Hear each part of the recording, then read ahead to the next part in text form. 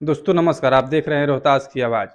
मैं आपको बता दूं कि जो पीएम राम की नाम लेना नहीं भूलते थे, हर जगह जहां जाते थे तहां राम का नाम लेते थे। और जब से उन्होंने अयोध्या हारा है तब से राम का नाम ही भूल गए हैं। जो राम को लाए हैं हम उनको लेकर आएंगे, लेकिन अयोध्या वासियों ने इस बार खुल के विपक्ष पार्टी का समर्थन किया और मोदी जी का विरोध किया। आखिर विरोध का कारण क्या है, आप लोग इस वीडियो में लास्ट तक बने रहिए, मैं आपको बताने की कोशिश कर रहा हूँ। देखिए, विरोध का कारण ये है कि जब मैं खुद अयोध्या गया था, जब रामलला की मूर्ति का प्राण प्रतिष्ठा होने वाला था, और वहां के जो गरीब थे, गरीबों में इतना मोदी के प्रति बेरुखी देखी गई कि मैं आपको क्या बताऊं।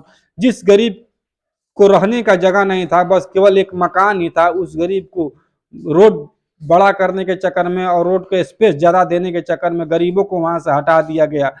और गरीबों को लगभग जिस हिसाब से मुआवजा मिलना चाहिए था उस हिसाब से गरीबों को मुआवजा मिला नहीं।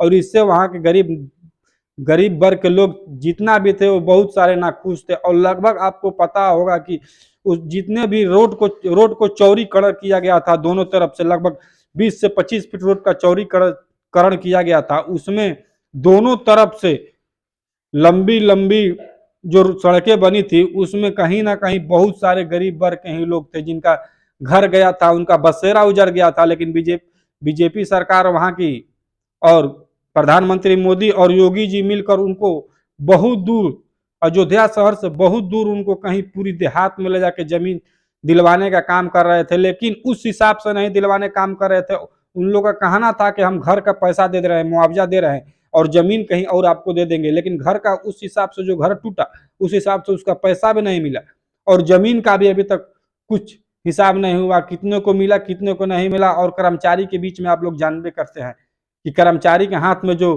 कार्य जाता है तो क्या होता है, उसमें भी उन लोग को घूस चाहिए, उसमें भी उन लोग को खाने का चाहिए। उन लोग को जब से खाएंगे नहीं तब से उन लोग को पेट भरेगा नहीं। सबसे बड़ी एक्स फैक्टर यही हुआ कि पीएम मोदी अयोध्या से हार गए। और अयोध्या के लोगों का, अयोध्या के वासियों का यह भी कहना था कि वहां से कैंडिडेट अच्छे नहीं है। कैंडिडेट बीजेपी ने अपने पार्टी का कैंडिडेट अच्छा चुना था, अपने मन से चुना था, लेकिन वो घमंड में फूल गए कि अरे राम के नाम पे जहां हर जगह बीजेपी वोट मांगती जा रही है और राम मंदिर हम यहाँ बनाए हैं, यहाँ से हम कैसे हार सकते हैं। तो बीजेपी की पार्टी जो वहां पर थे, सांसद थे, वो लोगों से मिलना जुलना कम कर दिए, लोगों से सही ढंग से मिले और जुले नहीं। और सबसे बड़ी कारण यही हुआ कि लोग उनके ऊपर ध्यान नहीं दिए और उनके ऊपर अट्रैक्ट रही, और विपक्षी पार्टी वहां पर हावी रही। हर तरफ गली गली मोहल्ले मोहल्ले जाकर गरीब किसान वर्ग के लोगों से, व्यवसायी वर्ग के लोगों से मिलने का काम किया।